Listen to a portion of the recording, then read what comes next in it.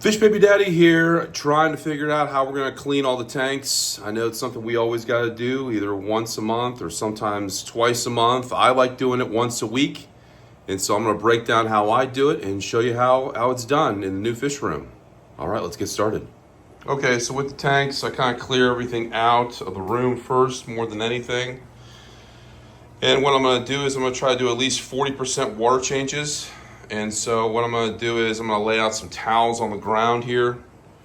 And then what I'm going to do is I'm going to get those buckets and I'm going to try to make sure that all the sponges and all the filters are actually working okay. And see if I'm suffice with that. And then what I'll do is, and then I'll start actually taking off the power over here and then work my way down. And then take off the power here.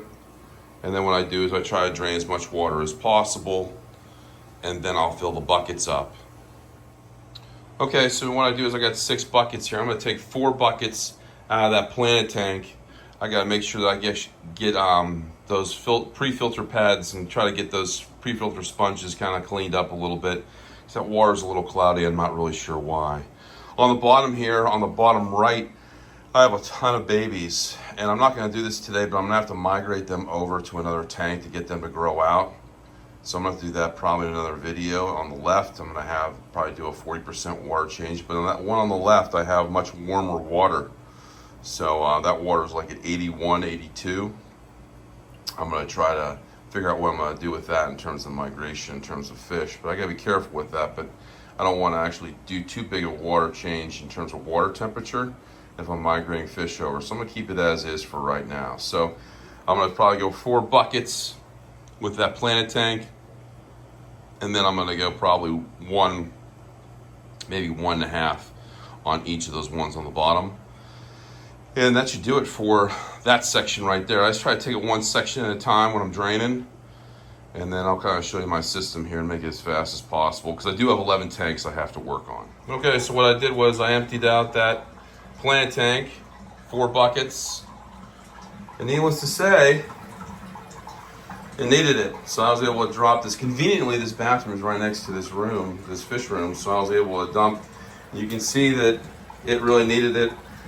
I was able to rinse out all the bio balls and everything like that and got in there. So it's nice and dirty, that water. So, you know, as long as I'm rinsing it out in the water that I pulled it from, I don't run the risk of actually dropping any ammonia or getting anything in terms of having to recycle a tank, losing that bacteria. So rinsed them out real good. They definitely needed it, and hopefully that responds well. And now to those little guys down there. Okay, so now I got those 3 done. Now I'm working on the big tank. I'm going to take some of this stuff out of here, out of this main filter, and I'm going to dump that media in here. I got a pre-filter sponge, and I'm just going to rinse all this out real good. I got 2 other pre-filter sponges in here that I'm going to take out. And then I also got some filter floss in here I get to pull out and replace that.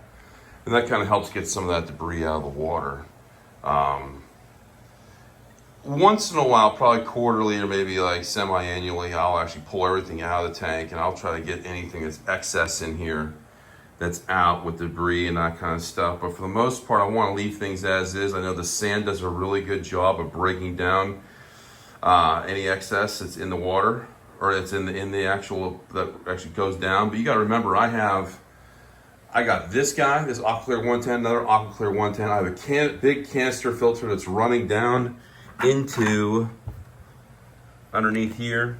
So that flue ball. So I got a lot going on here in terms of water circulation and trying to get everything out of here. And again, I'm still doing at least 40% water changes. So I'm gonna try to shoot for about 5 buckets, maybe 5.5.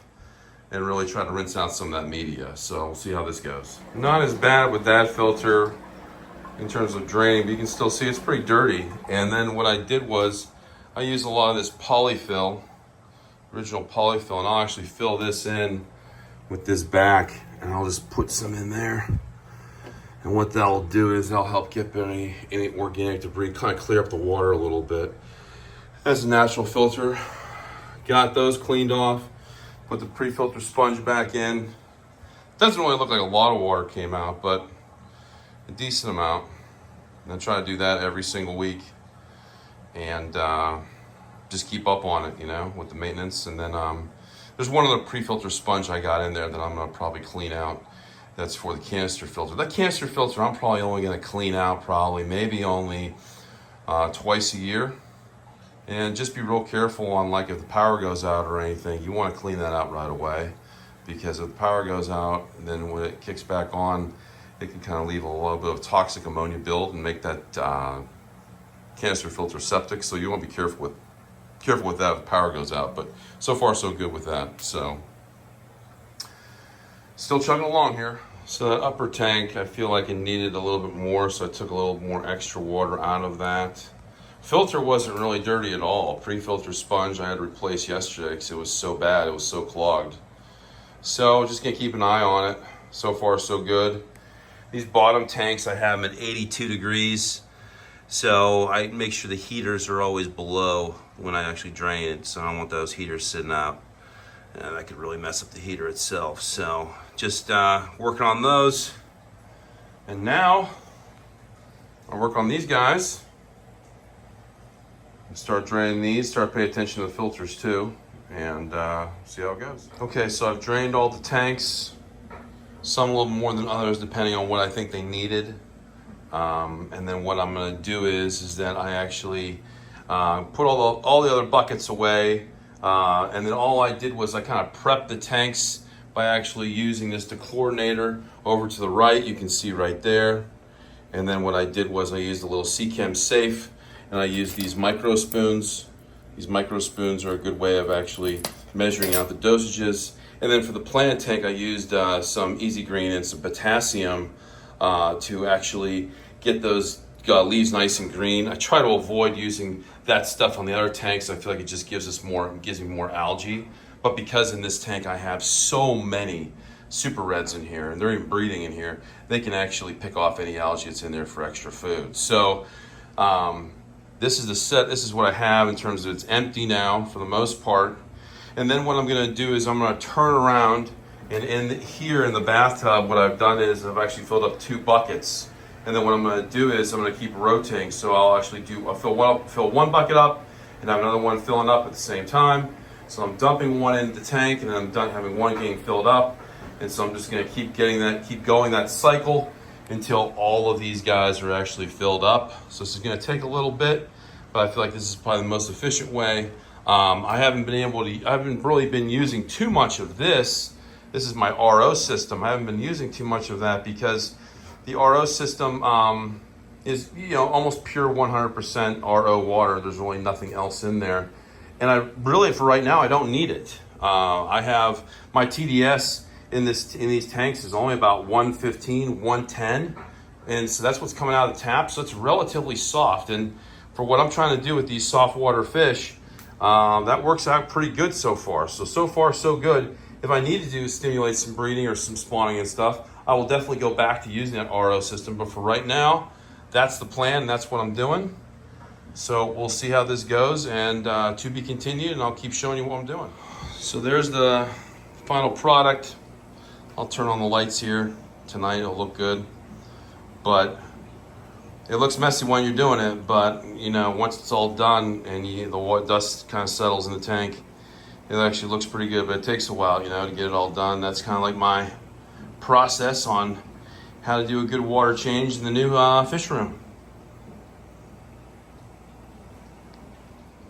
Well, it took a little bit. It took a little longer than I normally do it because I wanted to make sure I got those filters kind of good. I wanted to get the pre-filters and really get everything kind of established and back to the way I wanted it. And you're only here for 2 months. And so if I'm only here for 2 months, I want to be careful that I don't take too much out of those filters. And I think they were due for it. I've been here for a little over 2 months. So I hope you enjoyed it. Hope you got something out of it, and you saw my process in terms of just kind of systematically going about 11 tanks and how to clean those thoroughly. And until next time, Fish Baby Daddy. Little bonus coverage here. I'm going to actually try to get the super reds that are actually breeding in one of the caves. I'm going to try and migrate them from the 75 gallon into a smaller tank and make it see if this can be like an easy transition. So I can just take the cave with all the little eggs and fry in there with the dad. I'm going to put them right in the other tank. We'll see how it goes.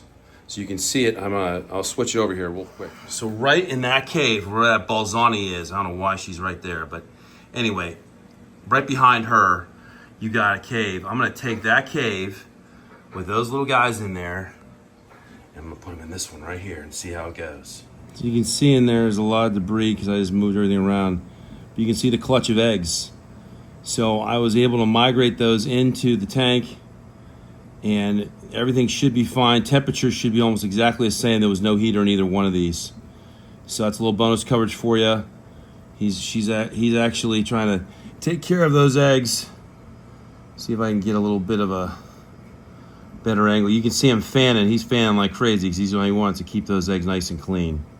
But I wanted to give you a little bonus coverage there. He's doing a good job of protecting them, hiding them. But let me tell you, they're in there. So he's going to do his fatherly duties, and this is going to be their grow out tank, and I feel good about keeping them in here for a while. Just got to monitor how much food I put in here so there's no ammonia spike or anything. But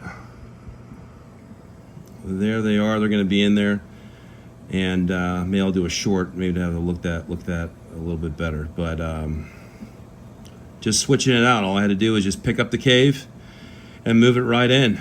It wasn't like it was anything big deal or anything, so it was easy to migrate them in. As long as the temperature's fine, they should be fine. And there you go, you can see some of the eggs. And he's like really fanning them. Oh, we got one little wiggling around there right near the entryway. But I wanted to kind of give you a perspective of it so you can see it. But he's going to fan those and make sure they're all nicely developed. And I was able to get in there. Hopefully they all play out and develop real good. A little bonus coverage there with Super Red Pleco Baby Fry.